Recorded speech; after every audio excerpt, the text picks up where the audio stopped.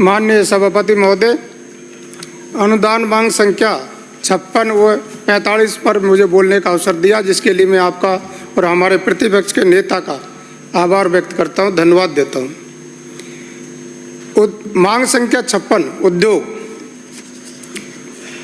उद्योगों के कारण गुणवत्ता के उत्पादन होते हैं जो सस्ते दामों से लोगों को उपलब्ध होते हैं।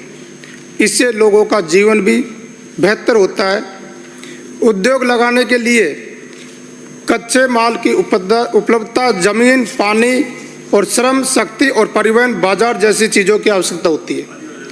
मेरा राजगढ़ लक्ष्मणगढ़ क्षेत्र जो दिल्ली बॉम्बे एक्सप्रेस वे पे बसा निकट है और रैणी क्षेत्र में औद्योगिक क्षेत्र विकसित करने के लिए पर्याप्त सुविधाएं उपलब्ध हैं, जिसके लिए पूर्व में जमीन भी चिन्हित की गई है, लेकिन विकास के नाम से धरातल पर अभी इसको टेकअप नहीं किया गया है।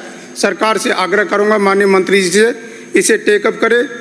लक्ष्मणगढ़ तहसील में भी विकास के कार्यों को औद्योगिक क्षेत्र का विकास करने की आवश्यकता है, क्योंकि भिवाड़ी आप सब जानते हैं, दिल्ली और भिवाड़ी प्रदूषण के स्तर से आग और हवा हमेशा खराब रहती है।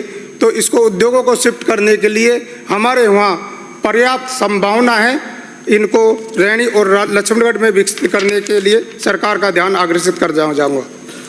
राइजिंग राजस्थान समिट में लगभग 35 लाख करोड़ रुपए के एमओयू तो कर लिए, पिछली बार भी बजट भाषण में किया था माननीय मंत्री जी ने, लेकिन धरातल पे कोई काम नहीं हुए हैं और ये भी अभी सपना दिखाने जैसा ही है।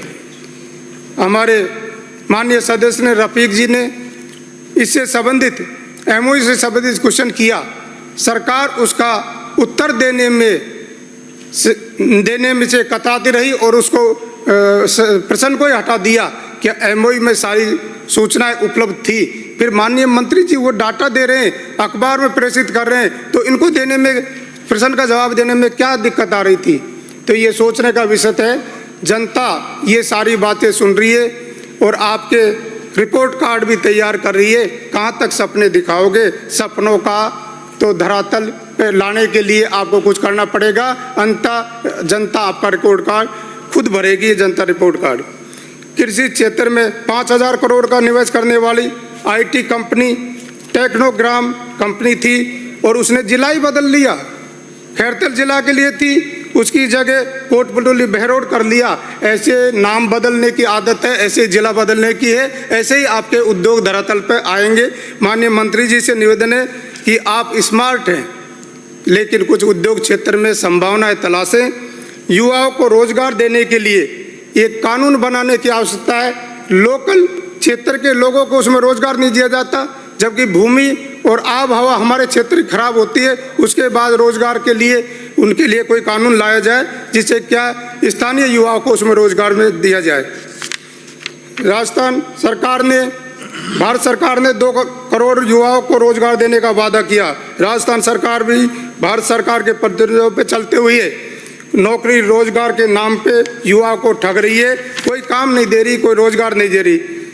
एमओयू किया भरतपुर के होटल में, उसको भी 30 करोड़ रुपए का वो दिखा दिया कि इसको भी बनाएंगे, जिसमें मीटिंग कर रहे हैं, उसी का नाम ले लिया मंत्री जी ने। ऐसे एक अस्पताल को 80 करोड़ रुपए का एमओयू कर लिया, जिस 6 महीने से जो चल रहा है। आपसे बहुत, ये युवाओं को रोजगार बहुत बड़ा चिंता का विषय। भारत सरकार और राजस्थान सरकार युवाओं को रोजगार देने के प्रति सजग नहीं है। विकसित भारत की परिकल्पना करने को साकार करने के लिए युवाओं के रोजगार के प्रति चिंतन करने की आवश्यकता है। रोजगार नहीं देने से युवाओं में अवसाद जैसी बीमारियां बढ़ रही है। रोजगार नहीं देने से अपराध की और नशे की प्रवृत्ति बढ़ रही है। युवा शक्ति को मजबूत करोगे तो देश का भविष्य भी मजबूत होगा, एक सभ्य समाज का विकास होगा। रोजगार देने से गरीबी कम होगी, जीवन स्तर भी ऊंचा होगा और प्रदेश के आर्थिक रूप से समृद्ध होगा। तो माननीय उद्योग मंत्री जी से निवेदन है कि हमारे राजगढ़ लक्ष्मणगढ़ में भी रीको के या उद्योग स्थापित करने के लिए आपका ध्यान आकर्षित करना चाहूँगा। वन एवं पर्यावरण विभाग, ये विषय जलवायु परिवर्तन का नहीं है, बल्कि एक जलवायु न्याय का है।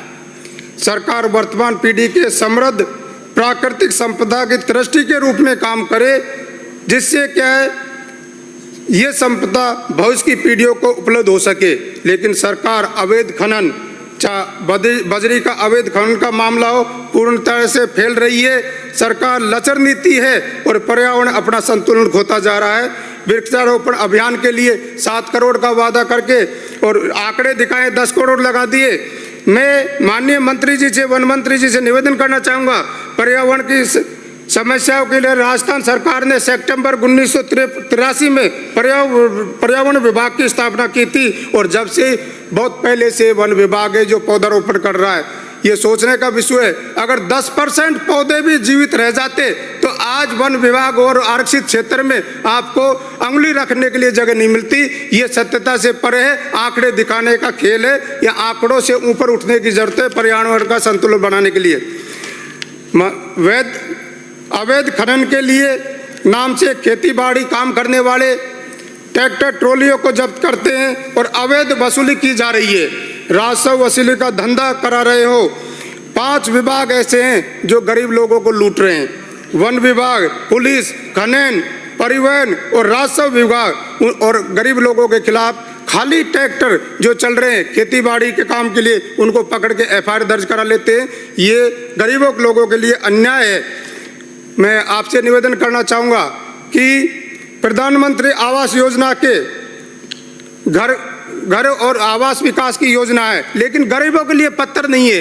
बड़े बड़े उद्योगपति या कॉन्ट्रैक्टर्स आते हैं तो उनके लिए मुंबई एक्सप्रेसवे के लिए रातों रात कानून बदल जाते हैं और उनको NOC भी सब विभागों से मिल जाती है। लेकिन गरीब लोगों के लिए कहीं न कहीं चिन्हित करने की जरूरत है कि वो अपना माल मटेरियल वहाँ से ले सकें, गरीबों को लूटा नहीं जाए।